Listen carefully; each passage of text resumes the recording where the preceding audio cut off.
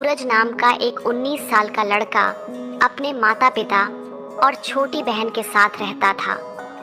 उसके पिता एक प्राइवेट फैक्ट्री में मजदूर थे और माँ घर में पापड़ बनाकर बेचती थी। सूरज की पढ़ाई का सपना उस सीमित आमदनी के बीच तैरता एक दीपक था।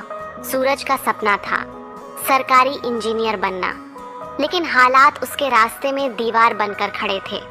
सुबह सूरज अखबार बांटता था, फिर कॉलेज जाता, दोपहर में बच्चों को ट्यूशन पढ़ाता और रात को माँ के साथ पापड़ सुखाने में मदद करता।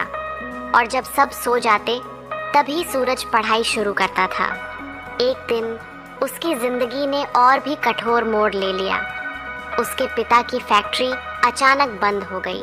घर में आमदनी का एकमात्र साधन भी खत्म हो गया। अब सूरज को अखबार के साथ साथ सब्जी भी बेचनी पड़ी ताकि घर का राशन चल सके। उसका दोस्त विक्रांत बोला, भाई अब छोड़ दे ये सपना, इतना बोझ लेकर कौन पढ़ाई करता है। सूरज चुप रहा, लेकिन भीतर से बुरी तरह टूट चुका था। वो अगले दिन बिना किसी से कुछ कहे पास के पहाड़ी मंदिर तक पैदल चला गया। वहीं मंदिर के पीछे एक वृद्ध महात्मा अकेले बैठे थे, शांत चेहरा, झुकी कमर और आंखों में गहराई। सूरज उनके पास जाकर बैठा और अचानक तेज तेज रोने लगा। मैं बहुत थक गया हूँ बाबा, कितना और सहूँ।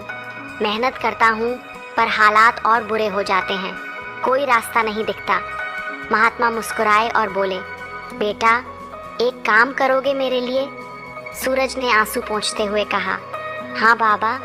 महात्मा बोले, इस पहाड़ी पर उस पुराने आम के पेड़ पर जो कबूतर घोंसला बना रहा है, तुम्हें अगले 10 दिनों तक रोज जाकर उसका घोंसला तोड़ना है। बस इतना करना है, कोई सवाल नहीं। सूरज चौंका, कबूतर का घोंसला तोड़ना है? क्यों? लेकिन महात्मा ने सिर्फ मुस्कुराकर सिर हिलाया, जैसे कह रहे हो जो कहा वही करो। सूरज चुपचाप चला गया। पहला दिन वो पेड़ के पास गया।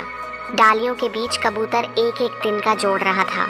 सूरज ने घोंसला नीचे गिरा दिया। उसे बहुत बुरा लगा। एक घर तोड़ना, वो भी उस परिंदे का जो सिर्फ छांव ढूंढ रहा है। सूरज की आत्मा कांप उठी। दूसरा दिन कबूतर फिर से वही कर रहा था, नए तिनके जोड़ रहा था। सूरज ने फिर घोंसला गिराया।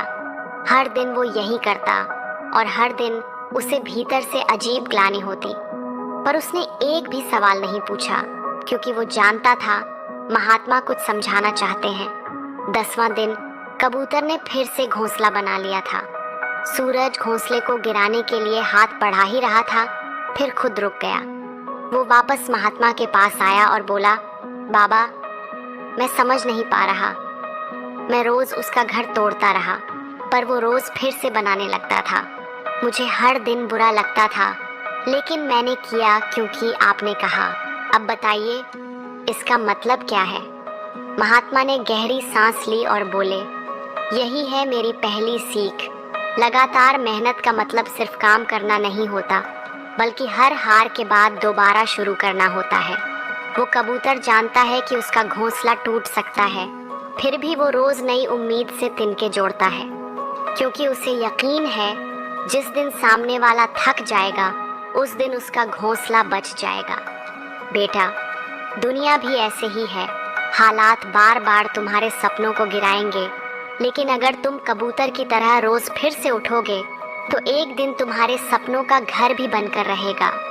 सूरज चुप था, लेकिन उसका चेहरा शांत था, जैसे मन की कोई गांठ खुल गई हो। फिर महात्मा बोले, और दूसरी बात, उस समय जब तू सब्जी बेच रहा है, घर चलाने के लिए दिन रात जूझ रहा है, ये भी बीत जाएगा। समय कभी एक जैसा नहीं रहता बेटा। आज तू संघर्ष कर रहा है, लेकिन अगर चलता रहेगा तो कल वही समय तुझे सलाम करेगा। बस 2 बातें याद रख, लगातार मेहनत हार को हराती है और बुरा समय भी हमेशा नहीं रहता। और उसी दिन सूरज का जीवन बदल गया।